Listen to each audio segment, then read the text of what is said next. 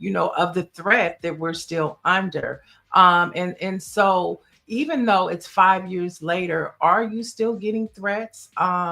Do you feel like your life is in jeopardy because of MAGA? I don't feel like my life is in jeopardy, but also at the same time, I'm not naive to think that these individuals won't take measures to stop people from saying things that to destroy their brand or to push back. People don't like resistance, especially when they feel entitled to have an opinion. Nobody has an opinion because theirs is the most superior. So I'm not naive to think so. I do get hateful messages. I have gotten death threats, even in as recent as a few weeks and months ago. So it still happens, and that means I'm doing something right. I'm Mm. showing up. I'm continuing to have my face forward. So I'm taking protective measures. Obviously, like I said, I don't just try me. Like I mean, I feel that way in my spirit. Like come on, try me.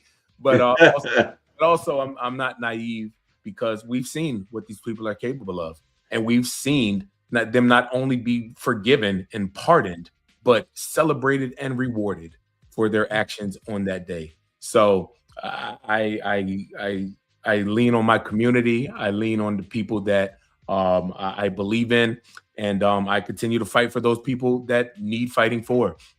Yeah, Officer Dunn, obviously January 6th, and we're doing it now. It's been much talked about in more ways than, as Prince would say, more ways than six.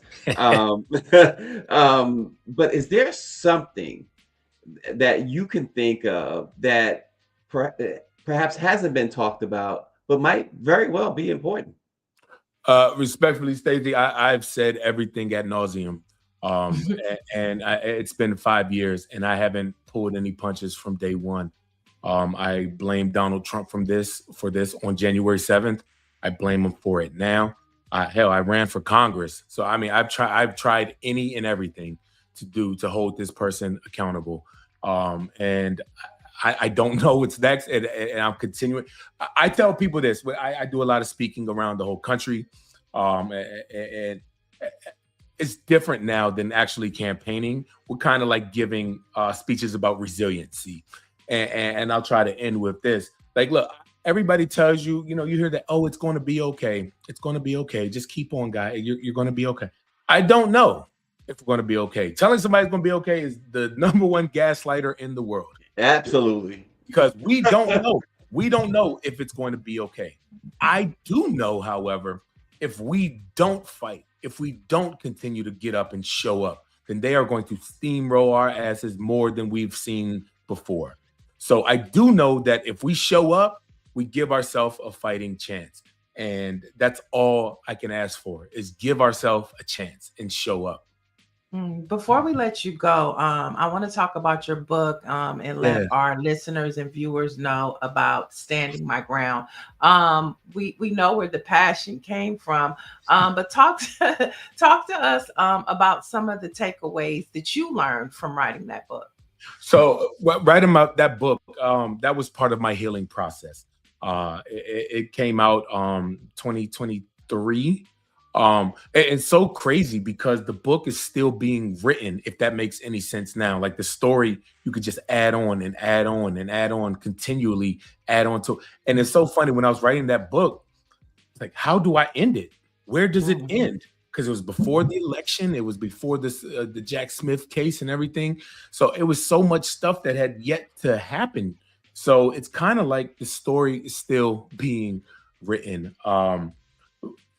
I guess that's a good takeaway is that the story can always be added to, but you cannot take away from it. So make sure that you're doing everything that you want in your story because it's kind of a memoir, but I also obviously talk about what happened on January 6th and the process afterward, the trauma, the grief, the anger, the gauntlet of emotions that you will run going through.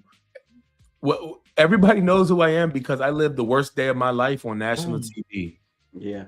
Imagine having that's your claim to fame. Everybody knows them because my worst day of my life was on national TV, and people want to talk to me about the worst day of my life. So you just have to grin and bear it, and also you create the narrative. So that's kind of what my book is about. We love that. And thank you for taking your pain and turning it into activism. Thank you. We hope that we see you in the future, and we would love to have you back outside of the pain. Let's do it. I would love to. I would love to. All right. Peace and love. Thank you, y'all. Y'all have a great day. You too. Yes, Capitol Police Officer Harry Dunn. You know, Niele, we, Greer and I, about a year or so ago, was invited by Erica Lowe, who worked in the Biden White House, to the screening of a documentary about January 6th called The Sixth. And, you know, for those, and you know, we got a lot of, and no matter who you support, we got a lot of Trump supporters on the thread. I see you got a lot of racists on the thread as well. But that's fine. Everybody's welcome. But if you watch that film, that's the one film that takes you deep inside. It was directed and produced by Andrea Nix Fine and Sean Fine, but it takes you into before they attacked and as they are attacking. And the offices, in this case, it was Jim Clyburn's, mainly Jim Clyburn's office.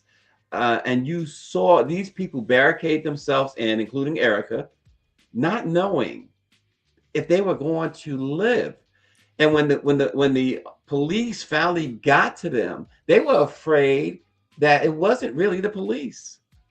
They were ready to die. They felt that, you know, and Erica Lowe has a mother with Alzheimer's or Parkinson's, not Parkinson's, but Alzheimer's. What's the other one? Dementia. That she takes care of. She's the sole person responsible for her mom. And she's in there wondering who's going to take care of my mom after I'm dead. I'm about to die. That was just, you know, you think about that. Folks want to talk about politics. This is more than politics. This is way bigger than politics. You have 1,500 plus people committing a violent act against the United States of America. And there were people in there, real people, like Erica, like Officer Dunn, whose lives were in jeopardy. And it's a spirit that these individuals carry. I mean, look at the way that they went over to Venezuela. Look at the way Stephen Miller acted yesterday, speaking with Jake Tapper, talking about going and taking land, you know, just taking things that don't rightfully belong to them. Donald Trump did not win the election. They wanted to go and take it. Okay. They went over to Venezuela, took the president, and took the oil back. You know, they want to go to Greenland and just take the land. Why? Because they think they can. That's what we talk about when we talk about white supremacy, right? Those are the characteristics of it. And so when we talk about celebrating 250 years, that is a big portion of what 250 years looks like as an American. White folks doing things like that. And so white folks love to say it's not about race, but at the core is racism. And until we start peeling that back, we're going to continue to have this problem. Yeah. You know, if they could take, you know, we even see it on the chat here. Like I said, you got some racist folks on that chat, and you know, they're welcome to watch, and they have been doing that. But if you take race out of the equation, if they take race out of the equation, they'd be better off. We'd all be better off. But everything to them, the core of their beings, and I'm talking about these racist people, comes down to race. And then it's like what they expect. They expect somebody to be brutalized, to be beaten, to be robbed, to be, you know, a crime committed against. Court comes and that victim never to speak. And this is why when we had that movement about women, they said, you know, women finally got a voice. You know, guys, I don't know why it's escaping me, but it's, you know, a very popular term with the women and believe the women and all that stuff. You know, that movement. Come on. Oh, me too. You're talking about me too. Okay. You know, and that's why that was important, because it was forever discouraged. Women were always discouraged when they were sexually assaulted and everything else. Oh, just go in your corner and never come out. Don't go to court. Don't testify. It was a shame to testify about what happened to you. Whatever. They made it so that you could testify. You know, that's what Me Too was supposed to be about. You know, believing the woman, making sure she could. Racist people don't want to hear about racism. Yeah. So, as we celebrate, this is a day to where, you want to talk about 250 years, because they want to make it a jubilee, right? Well, they want to make it a jubilee. But I think if they're going to think that they're going to sit up here and celebrate 250 years of America, then Black folks need to give them 250 years of America and remind them what that exactly means. And for Black folks, it ain't no jubilee. Okay. It's like Langston Hughes. Life for us ain't been no crystal stair. And so when we have our Black brother on, former officer Harry Dunn, and he defended the systemic institution. He defended and held the line. What was the other the honorable officer that went viral for Yes. holding the mob? Brother Eugene. He saved lives. He saved lives of Congress people. Give it up for the honorable Benny Thompson, who led the January 6th commission, right? And so we have to give Sister Cheney, Liz Cheney, they were trying to defend democracy. So when we talk about 250 years, you cannot talk about 250 years without white folks oppressing people of color. That is the history of America. Yeah.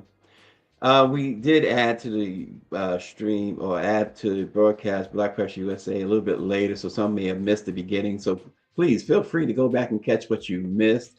I see Dr. Marilyn is like, what did I miss? She didn't get the notification, but you can always go back and watch later, and we welcome that. But we're here every morning, every weekday morning at 8 o'clock. You remember those old if you were like as old as I am, back, if you remember in the 70s when TV a program came on and say at 8 o'clock, it didn't really come on till like 8:05. That's us. That's how it goes, Dr. Marilyn said, I will watch the replay. Thank you, Dr. Marilyn. But you have the credits roll, and you have all the stuff. And I hate what they did to those officers, because as Officer Harry Dunn was here, you could hear the scar. That day left scars on the people who tried to defend our democracy, and they had to heal from that. And their mental health, some of them couldn't overcome and committed suicide because of white racist people in this country. And it's amazing when you mention white and racist, automatically, even some Black folks, well, Republicans, Democrats this, or Republicans that. We're not talking about Republicans and Democrats. If you happen to be a Republican or a Democrat or whatever, it's inconsequential really to what happened. It's inconsequential to somebody commit the crime. It doesn't excuse either one. Nobody's excusing either one. And on that day, those officers defended Republicans and Democrats. They saved both lives. And some of those officers were Republicans, and some were Democrats, and some were unattached. They defended live. They held the line when Donald Trump, when America was watching that day unfold, and they kept telling Donald Trump to call those barbaric MFers off. Mm-hmm. He waited hours. Donald Trump waited hours before he decided to tell them to stand down. That is the person that is in office, and that is the person currently talking about they're going to go over to Cuba, Colombia, Greenland, Cuba, And so we are in a state of emergency.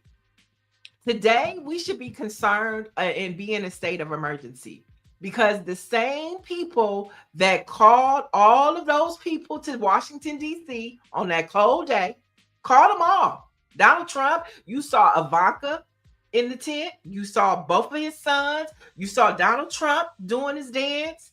He went out there. He rallied them up. Like I said, what's Clarence Thomas' wife? She got the buses. Mm-hmm. And they sent those people to the Capitol to attack Democrats, Republicans, and innocent bystanders. Well, they want the Republican vice president. They wanted to hang. They said they wanted to, so they wanted to execute him. So it doesn't matter, Republican or Democrat. A crime is a crime. Dr. Maryland says they took an oath to protect and serve, which is not contingent on political party. 250 years, folks. Yeah. They want about 250 years. And 250. let's just say this. Officer Dunn talked about campaigns and stuff.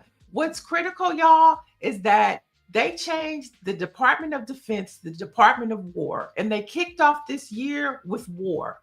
And one of the ways that they could stop the midterm elections is by declaring war. Pay attention to the writing on the wall, y'all. Both chambers of Congress returns this week to the Venezuela situation. A shutdown deadline again is coming up later this month, which you know what that means too, Niele. If they shut down again, you folks who are looking for income tax returns, it'll never happen. And of course, the healthcare deadline comes up again this month.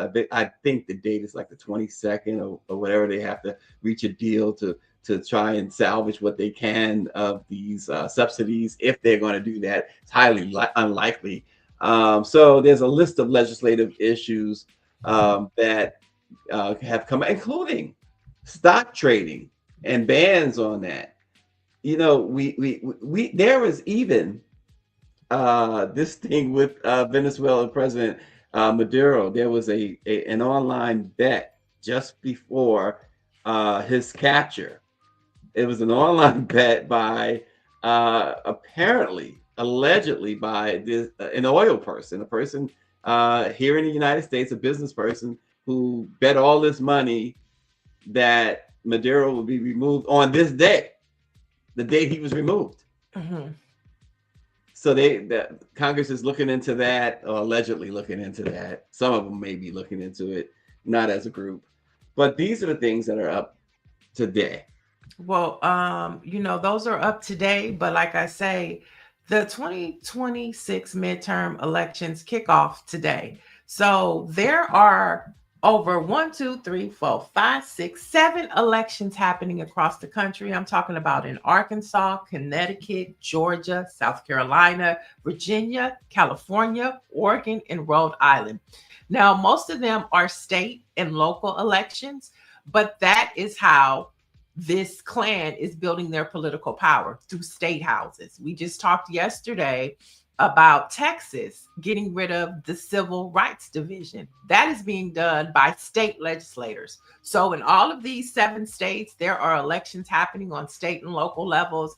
In California and Oregon, they're having a recall. But recalls are important too, because it might take away your representation. So as we look at and talk about these things, make sure that you are paying attention to what's happening on a local level, on a state level, and of course, as we build up to the federal elections in November. And of course, there'll be some primaries in between too, but we'll keep you posted on Election Watch, Black Press USA. The U.S. Secret Service is looking to hire and expand. They want to add about 4,000 new employees before the 2028 election. And they want to, overall, they say it's a 20% increase, but all of this comes as they say that there is more threats to the president, to members of Congress, to others who rely on such protections. And that is because of the U.S.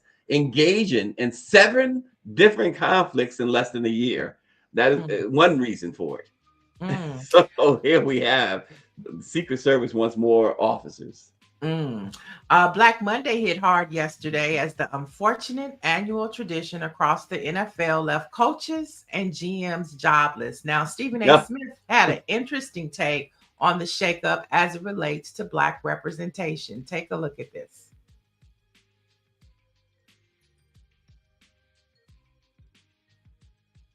Drum roll, Greer.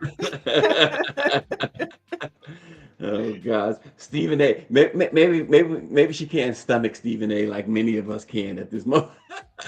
Well, no, I mean, Stephen A. Smith, he had a lot of interesting takeaways. Greer, are you able to get the video rolling? She must have took a bathroom break or something. Maybe we'll No. come back to he In a sense, basically. not one of them was unjustified. All of them were justified. When you think about Arizona making its changes, Cleveland making its changes, obviously in season Tennessee and New York making its changes, Las Vegas, Raiders just making its changes. You see that kind of stuff happening. Atlanta making its changes. It's unfortunate, but you can see why those decisions were made. I'd like to see who's going to get an opportunity to do it. I remember a couple of years ago, there were like 7 openings and like all 7 of the hires were white. I'd like to, there's a couple of there's a lot of qualified Black coaches out there, but there's a couple in particular that definitely deserve a strong look. Especially a guy like Brian Flores, who used to coach in Miami, that was suing the NFL, and hopefully that'll go away soon, but he's definitely worthy of being a head coach. I'd like to see what happens with that. I'm excited to see what Tom Brady is going to do in terms of influencing Vegas's decision about who's going to be the next head coach. Then as it pertains to the actual playoffs themselves, it's a very, very exciting season. As it pertains to Black Monday, certain coaches had to go. I'd like to see when ESPN is going to replace him. Tell me that. Well, basically, I think he had a very valid point about Black representation and leadership in the NFL. And say what you want to say about him, he was absolutely right. There needs to be more Black leadership within an organization where 85% of its players and its cash cows are African American people. And so I'd be interested to see, how this pans out for Black leadership within the NFL. And Brian Flores will not get a job in the NFL at this point. So he can hang that hope up right there. You don't sue the NFL and expect to get a job, especially while the lawsuit is pending. But it's been said for years. Art Rooney of the Pittsburgh Steelers years ago talked about it in earnest, and they even created the Rooney Rule, in which they had to interview when they were job openings. They had to interview coaches of color. It's a long-standing problem that the NFL has had and continues to have, and nothing has changed. And so, yeah, a broke clock is right twice a day, and Stephen A. Smith was right in that take. Yeah, definitely right in that take. And so I'd be interested. Some of the ones that I'm interested, he got cut from the Raiders. I just know about Pete Carroll for all of the contributions that he did here in LA when he was at USC. And he worked a lot with the gang intervention groups out here, from Unity One, Bo Taylor, Skip Townsend over at Second Hall. He used to do ride-alongs like at 2 a.m. in the morning to Watts to play, just to build community, and then I'm thinking about what happened in Cleveland. Everybody said that coach should have been gone, but what does that mean for Shedeur Sanders? And so, like Stephen A. Smith said, it's an exciting time. We just will be watching to see how leadership unfolds over there. Tamir Chance says USA football is the worst of American values. That's a take I have not heard, but hey, I get it. Cheryl Brown says, and it will not change, which is insane. Okay, we got a lot of strong takes, I should say. Nancy Wall wants Marcus Freeman to go to Cleveland. So there you go. All right. All right. There's a great story published in Rolling Out, folks, about doctors prescribing antibiotics that you really don't need. They list the top 4 reasons, and the 4 reasons being the pressure to satisfy patient expectations often overrides proper medical decision making. Think about that for a moment. Number 2, doctors have limited appointment time and enormous patient loads, and so prescribing antibiotics closes appointments quickly without lengthy explanations of why they're necessary or unnecessary. Number 3, doctors fear missing serious bacterial infections, so they prescribe antibiotics to hedge against this small risk. And finally, number 4, insurance structures reward doctors for prescribing more aggressively, and antibiotic prescriptions generate pharmaceutical kickbacks and increase appointment productivity. Read more about that at rollingout.com. It's a really interesting take on why these doctors seem to be prescribing antibiotics like they are, giving out vitamins. And Rolling Out is a member of Black Press USA, right? The National Newspaper Publishers Association. Yes, Yeah. it is. So make sure you go check that out. Let's talk a little bit of church culture before we get out of here today. There's a lot going on in the church world. And I'm talking about First Lady Bryant and Pastor Jamal Bryant. This dress has taken over the internet. But as commentators continue to debate Pastor Jamal Bryant's wife's choice of attire at a recent UNCF, United Negro College Fund Gala, Pastor Bryant is preparing to host the State of the Black Church. So you thought I was going somewhere else with that. Okay, but Pastor Bryant is taking these lemons and making some lemonade, and he's preparing for the State of the Black Church, which is a national strategy gathering where faith leaders, organizers, and educating artists, policy influencers are all coming together to confront and define challenges facing the Black community today. Now, the website states that the conference is anchored in data, which data is important because we know Trump administration does not believe in data. It's grounded in theology and driven by action. So the Black Church, the State of the Black Church, is kicking off on Dr. King's birthday, January 15th, and going through January 17th. I thought I would lead with this because that dress has taken over. Who's that on his arm, Beyonce? No, that dress. Look, Greer wants to talk about the dress clearly, but before we get to the dress, I think it's important that Jamal Bryant knows how to play the game. He knows how to get your attention, and yet he is still focused on the mission. Now, this dress, this happened back during the holiday, maybe even Christmas, and people are still talking about this woman's dress. Now, Jamal Bryant addressed the situation on Sunday, and then you had another pastor who basically called her and said she looked like a $2 hoe. Now, was the $2 hoe comment going too far? Well, listen, I'll tell you what, she walked out there and made everybody religious because not a person looked at her and didn't say, "Oh, Lord." Dr. Marilyn says she wanted my take. Well, my take is my standard on what to wear is what Coretta Scott King wears. Yeah, that was 60 years ago. But hey, women was in the juke joints, sashaying all around. But as you say, the first lady of the church. What First Lady May Blake, would she have worn that? Okay. Would Bishop G.E. Patterson's wife have worn that dress? Would the late and honorable Cecilia Bryant, Bishop Bryant, his father and mother, would she have worn that dress? Let me ask you a question. You are too judgmental. How old is Jamal Bryant and his wife? Is what I want to know. Right. I mean, come on. These are young people, right? They going out. I thought initially when I first saw this, Greer and Niele, I thought they were saying that she was in church looking like that. They went to an event, a black tie event, a fancy event or whatever. Look, the man the other pastor said that's only for him. If that was his wife would only wear it for him at home or whatever. I mean, it looks CK like say $3. $3. $3. But He was out of pocket. That pastor The was pastor was completely out of pocket.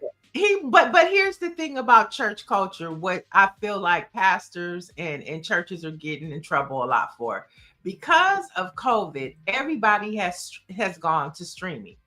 And what happens is these sound bites that are for the congregation end up being news headlines. Now, did he intentionally want to go viral? I don't know about that. But it has gone said it viral. in a public space. It doesn't matter. Right. And it's going to be yesterday that people start having phones or things are being recorded. But church is very old school. Okay, if you see healthy, that man, that pastor, nice looking people, I don't know. And yes, listen, but here's the thing. It's not that anything is wrong with the dress. I think she looks gorgeous in the dress. I think the dress is banging. Right. However, the question is it appropriate for a first lady? Listen, the fact that the people are judging, what happened to that whole lest we be judged type thing? They were not in a formal pastoral setting. They were at an event. If you are a pastor, you are a pastor inside and outside of the church. No, I get all that. So listen, and what they can't live. They're not priests. I'm just playing devil's advocate. And Jamal Bryant has a podcast. He's got all types of characters on his platform. I mean, Black folks need to, and I'm going to say church folks need to stop. And that's something, that sort of judgment is what's turned a lot of people off from the church, because now we're policing this woman's body and how she's supposed to look. Listen, these are adults, they're husband and wife, they have sex, I mean, just like everybody else. And he spoke about it. And I just think we need to stop with it. That old school pastor who made those comments, he was completely out of pocket. And if I were a man, I would have to. Oh my God, I would step to him. What he said. Yeah, straight up, call my wife. Was it appropriate for him to make those comments in the pulpit? I mean, a pastor in a pulpit on a Sunday, your heart would be broken then, okay? But does that give them a right, Niele? Does that give them a right to say whatever they want to say? Church culture is church culture. I'm asking you. I don't know it. I'm not going to go into somebody, because whatever that congregation is accepting, that's their faith, and that's how they roll. That's how that church roll. It might not have been able, and I'm not defending the pastor, and I'm just saying that my question is there a standard for pastors? People look for pastors and their leaders within their church to have a certain level of dignity and morality. I'm not saying that anything they did wrong, but I'm just saying in church culture, there is a higher level of expectation. Like let's go to the classroom, with students. Remember Teacher Bay, and there was a conversation about her attire. In the classroom. This is what I'm saying. But I'm just saying church, it's church though. I'm saying church, it's still a setting. It's still an organized setting. And so if the congregation over at New Birth has no problem with how their first lady is dressing, fine. But Bishop Jamal, I keep calling him Bishop, and he has told me several times he is not a bishop. He is a pastor. Pastor Brian. If that's how, and let me just say, I thought about this too, because he is a Catholic. He is a new. And they like to have nice things on that they are. And he said he picked the dress. So it's fine. But I think that the issue is some people hold their pastor and churches at a higher level of accountability than they do the lady. And I think that's where the discrepancy comes in. Well, the thing about it is, it just seems to me that you can't, once again, I'm not going to look to another man to reinforce my faith or to take away from my faith. Those who love God's law cannot be stumbled. So that's what the scriptures say. So if they want to go outside of that, that's on them. Melva said church leadership are held to a higher standard. She also said people that condone this really do not know the Bible. Dr. Marilyn said, yes, I've met him several times. He has always been this way. He is flashy. This is a let me say, you get the mother this. of the church, the clothes that she typically wears, she's dressed from her neck to cover from her neck to the bottom, to the bottom of her feet. She's always wearing these big old dresses and all this kind of thing, and she looks nice in them. I just find it really horrible that people. James Duck, okay. Wait, stay there, Greer. James Duckworth says too sexual. But James believes that it happened in church. He said in his earlier comment, and it did not happen in the church. This was at the mayor's ball. So maybe James needs some more contact. David Youngblood said, come on, folks. She looks like she's inviting us to look. Lee says streetwalker vibes. I don't think the dress doesn't give me that. No.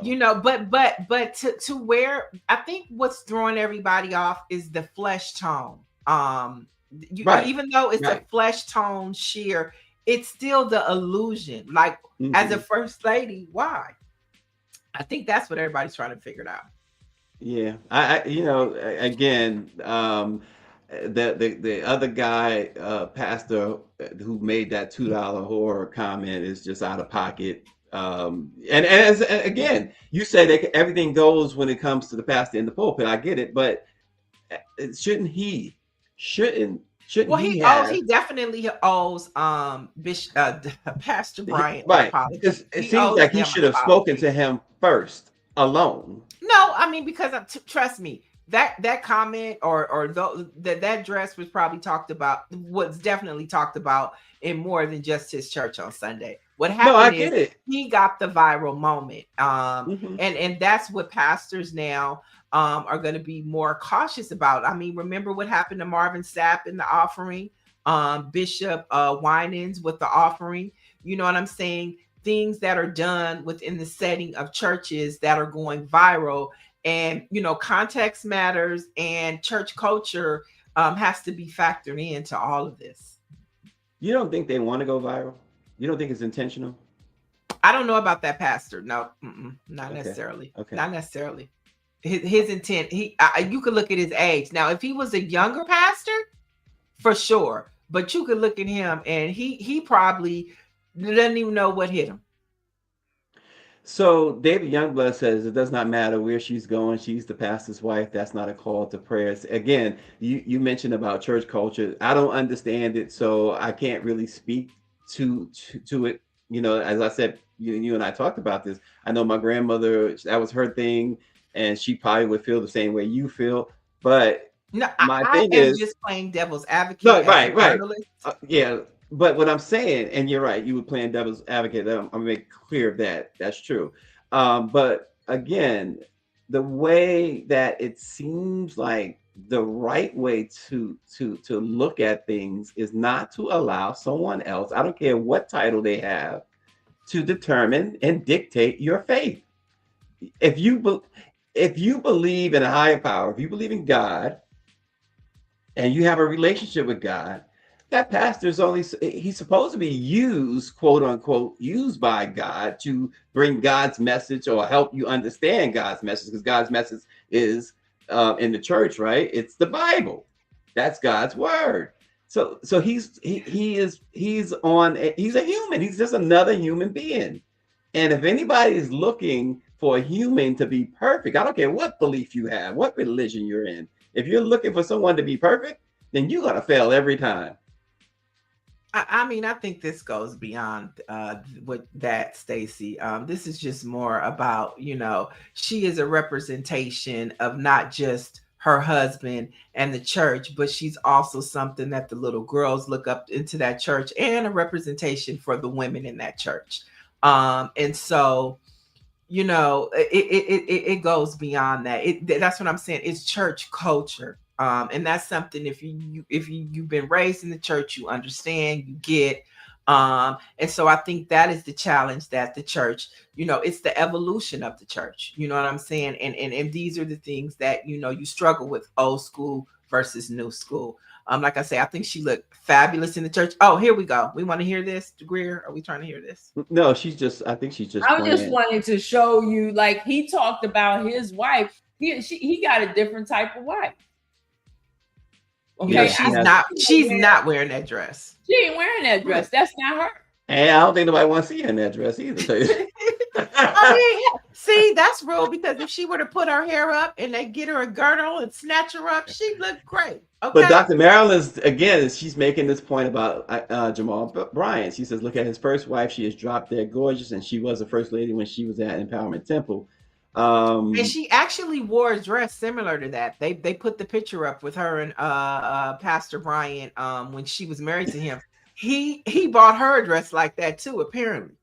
She said nobody's looking at the bishop's wife. She's frumpy. What? You'd be surprised what a little glam team could do, Dr. Marilyn. Okay, they can shape her up. But she's not doing that. That's what I'm saying. It's different, Homeboy needs to sit down and shut up. He got an old lady now.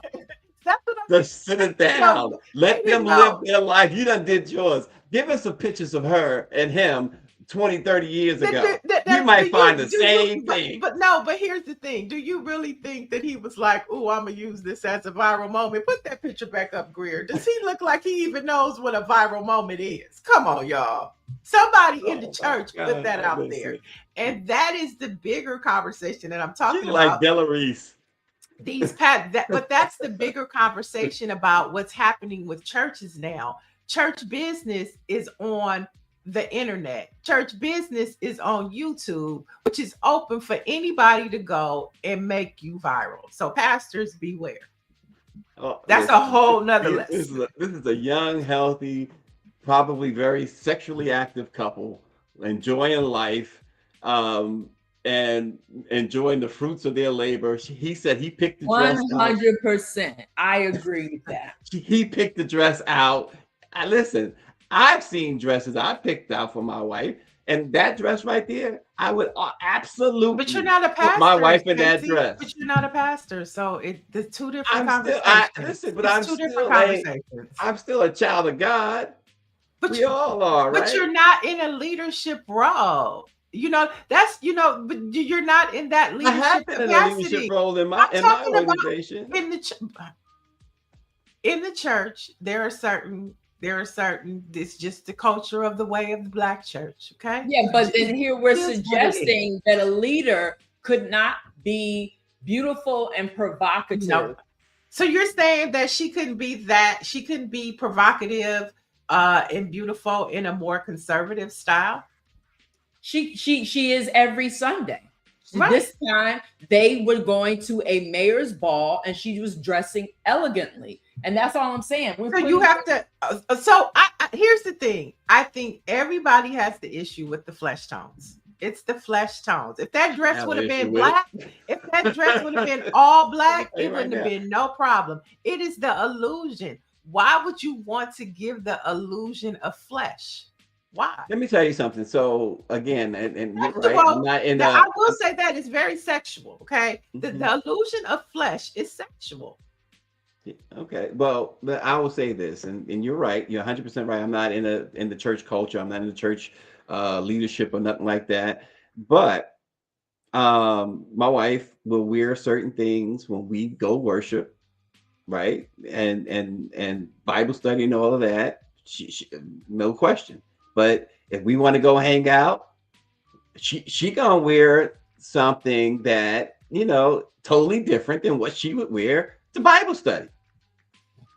And I'm all for it because I just think she's like Jamal. Jamal's thinking his wife is young and hot. I think my wife is young and hot, and I'm happy to be on her arm. And if anybody don't like it, they can go ahead and take a walk with it. But I tell you what, that guy who talk about $2 whore, me and him, we're gonna see each other. And see that is the difference listen, between a pastor. I feel some way about him dyeing his hair there. Now, how about that?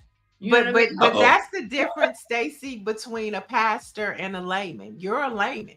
So everything that's what you say. I don't feel like I'm a layman, but in church culture, you're lame, Stacy. You're lame. Not lame. He's lame. I'm calling him lame. He's a lame. She's calling me lame, yeah. She said lame. She's calling she knows lame. what I'm you're saying. Layman. Right. You're a layman, and and in church culture, layman is just a parishioner.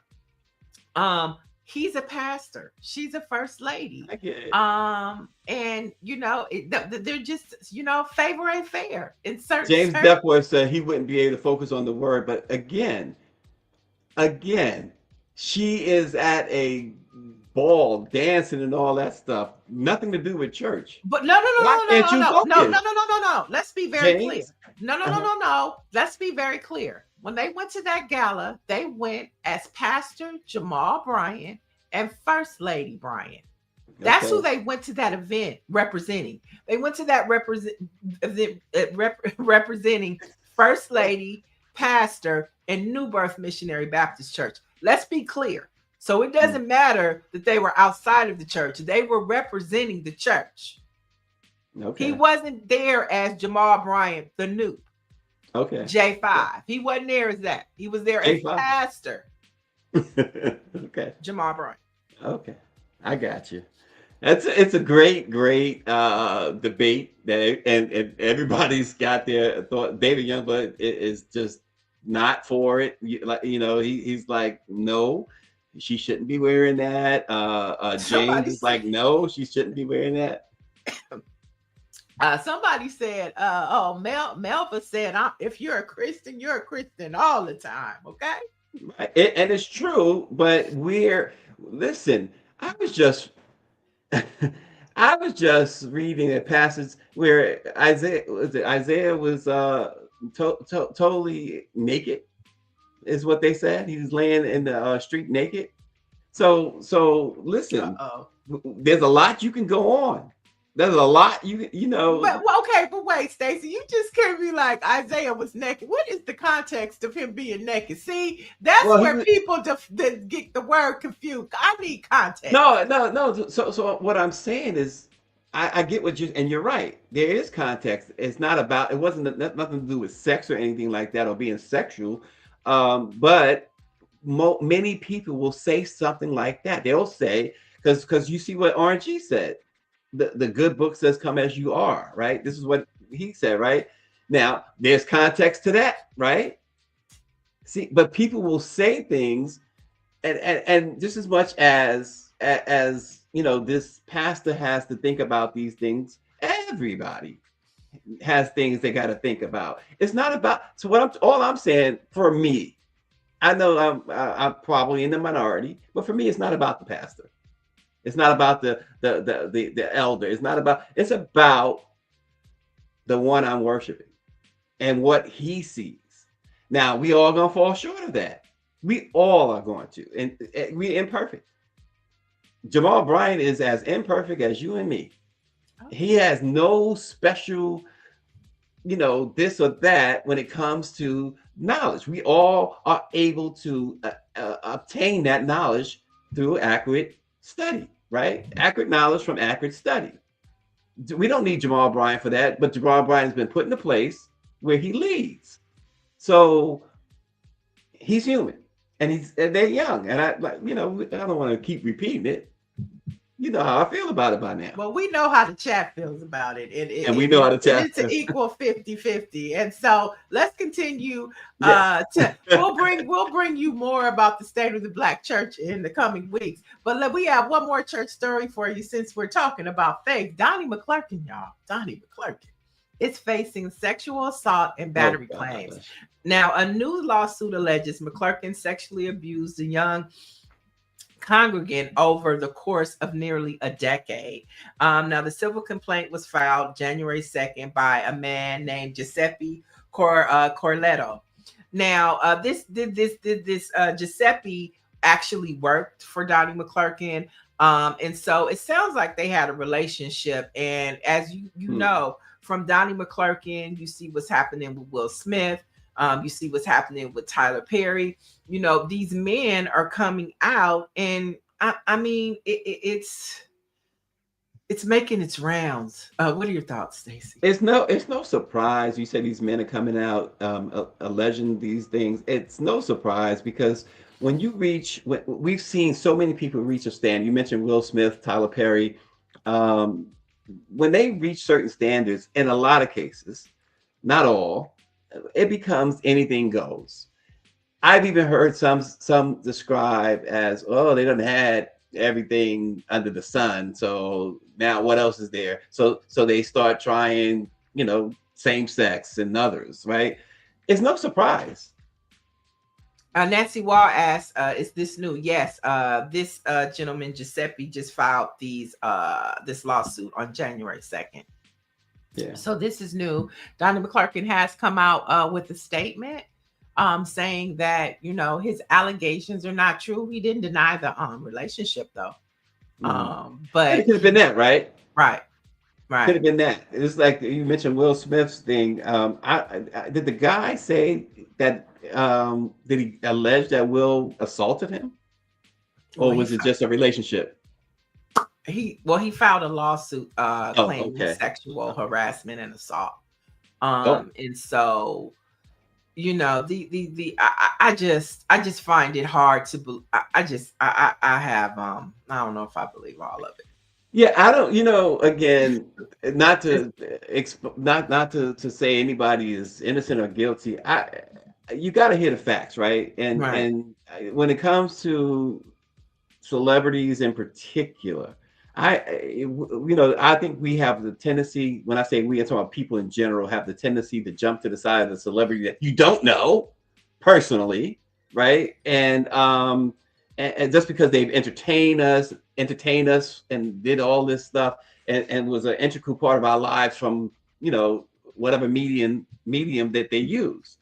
But I don't hesitate to say that a celebrity cannot have done this or wouldn't have done that. I think there's just about nothing that they wouldn't try at least once or do. And many of them get to the point of being so powerful that if you say no, that becomes more than a challenge. It becomes an insult. And now I got to conquer that.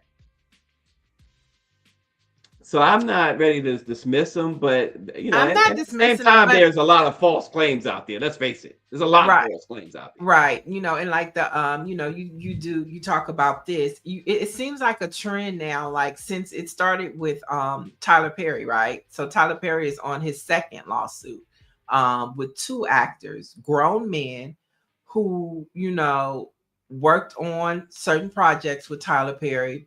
Maybe Tyler Perry was messing around with them. Maybe they thought they were going to get more than what they anticipated. And now they find a way to try to get money. To me, that's what it is. I find it interesting.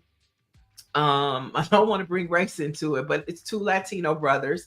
And then you hear all these headlines about Tyler Perry making Black people millionaires, right?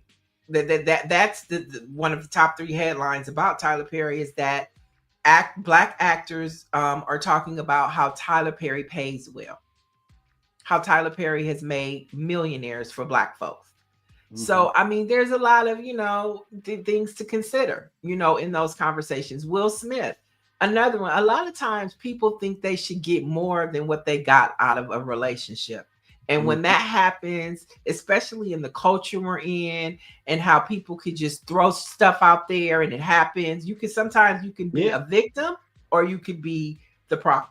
And like Lauren said, Lauren Burke mentioned this, and it's so true. We see these lawsuits and people, this is why you can't read too much into them. Lauren says that everything that is in a lawsuit is shielded from defamation. So if you file a lawsuit and allege this, you can't be sued for defamation, even though you lying. And she gives a great example with the Jay-Z situation and Tony Busby. That was totally disproven. And the way the court's supposed to work, right, is that you're supposed to prove my guilt. The onus should not be on me to prove my innocence. Is the way the court's supposed to work. That's what the law says, but we don't never go by that, and we never hear that. And so the 2 points that Lauren bring out is something that I think you have to consider: the Jay-Z Tony Busby thing, and what she said about everything. When you file a lawsuit, whatever you put in there, you could say whatever. Right. You can't be sued for that. I mean, that's a great point. I didn't know that. And so once again, that just helps my theory. Like, thank you, Lauren Burke and Black Virginia News.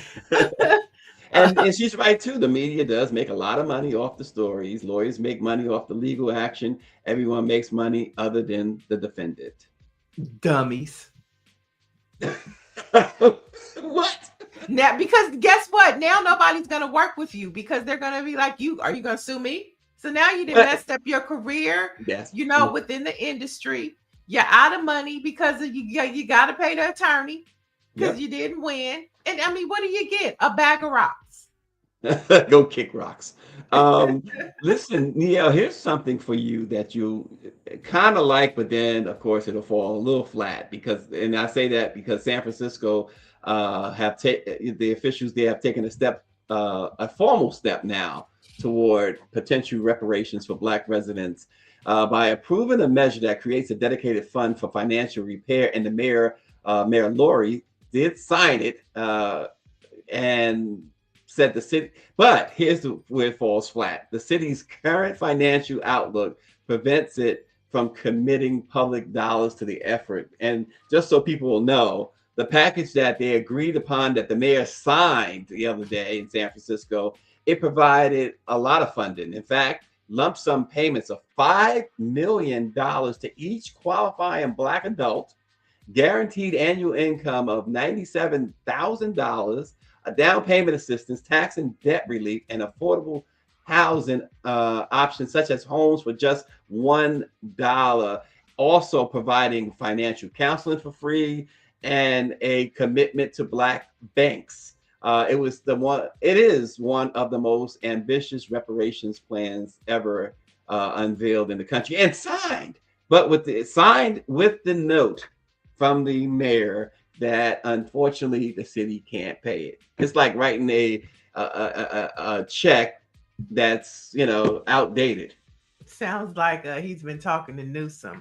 Newsom is good. Newsom is good at I did it, but I want to do it. I want to do it, or we just need one more study before we can actually give out those dividends. Gosh. And so, but the most important thing is that the conversation of reparations continues. Yeah. And that is critical because, as all of everything we're talking about going around us, Black folks are still on the job. And I love it. And so maybe we need to get somebody from the California Reparations Task Force or our guy from the Reparations Coalition to come on and get their thoughts about this because they're the ones that are really doing the work and keeping this conversation going. Patricia Jackson, that's the word I was looking for. Thank you. Performative. It's all performative. But the thing is, San Francisco worked long and hard on that. They did all the study that it's like the state of California with Newsom, right? They did the study. Newsom said go back and do another study. but pretty much. But San Francisco, the mayor was like, I got another way of tackling this. I'm gonna sign it, but I'm also going to put the footnote in there. We don't have the money. We don't have no money. But and think about this. The mayor of San Francisco, he comes from tech. So he actually could raise the money if he wanted to, because he's part of the billionaires club, right? He's the one, he beat out London Breed, Black woman. But he came with all the tech money. He comes from the tech industry. So if he really wanted to do it, he could be savvy enough to create a venture capitalist fund, get some of his tech buddies and start making the money to start giving out some of these dividends. So San Francisco, don't let him play you. Okay. Yeah. If he wanted to find the money, he could get it from private equity. Okay. And he specifically in his news conference spelled out the redlining, the intentional displacement of Black residents in San Francisco, and a whole lot of other things. Education, the lack of, how they strip Black folks of education opportunities, even employment opportunities. He's really stood there and spelled it all out. I bet he did. Only to say, I bet he did.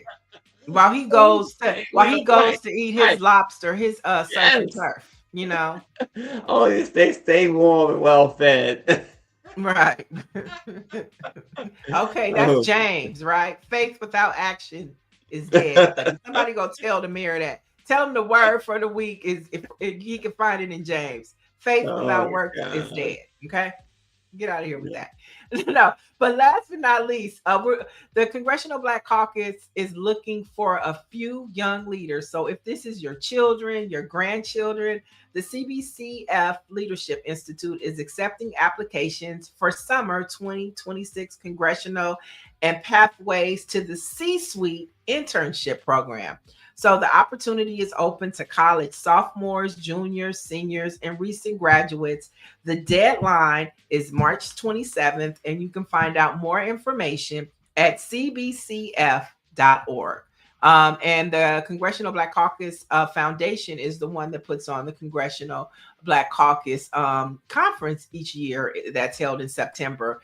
And so they show you the work that they're doing with young, gifted and Black young folks from all across the country. So if you have a child or family member that is in college and they have a love and thirst for civic engagement or politics, or, you know, pop culture, maybe even, you know, take that on up to Capitol Hill and help us create some of our new leaders. So for more information, that's cbcf.org. There it is. The summer internship. Some Black facts before we get out. On this date in 1820, the first organized immigration to Africa began when 86 free African Americans left New York Harbor aboard the Mayflower of Liberia.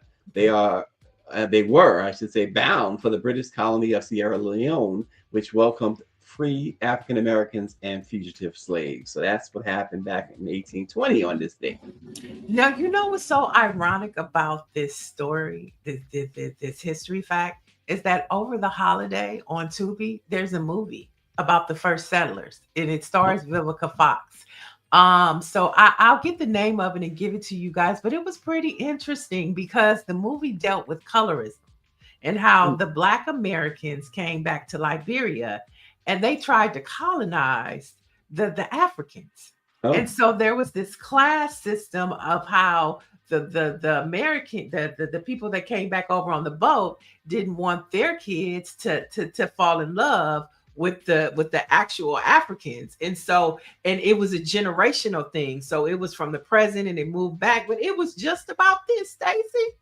I'm gonna have to go back and finish the That's ending. very true. That's what happened. I always reference Liberia when I think about Black folks going back.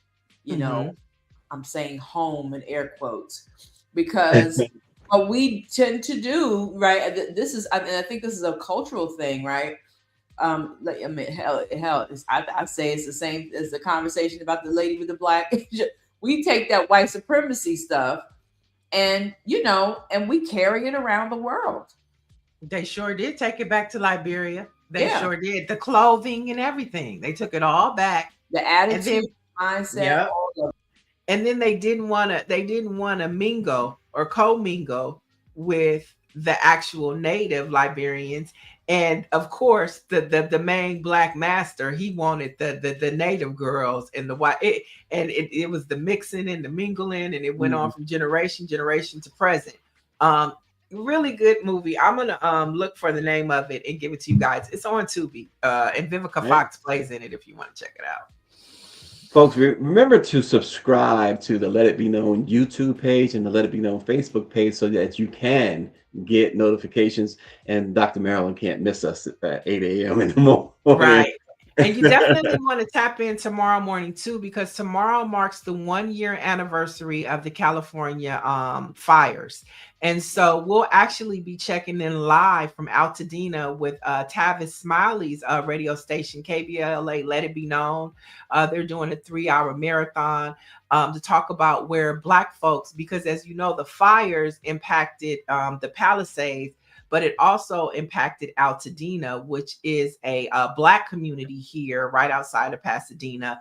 And it was total devastation. So they'll be checking in there with us live to give us the status of a year later. And we'll also be checking in with Dr. Melina Abdullah, who Black Lives Matter Grassroots made a lot of contributions to the families of Altadena. And she wrote a scathing article called I Used to Love Her, about Mayor Karen Bass. And so she's going to talk to us about why she decided to write that op-ed. Yeah, she calls it I Used to Love Her. So she's going to tell us about that tomorrow. So tomorrow, another juicy show for you. We coming in hot at the top of the year, y'all. Coming in hot like fire. Thanks for watching, folks. We appreciate you. And again, subscribe to the Let It Be Known YouTube page and Facebook. And we'll see you tomorrow.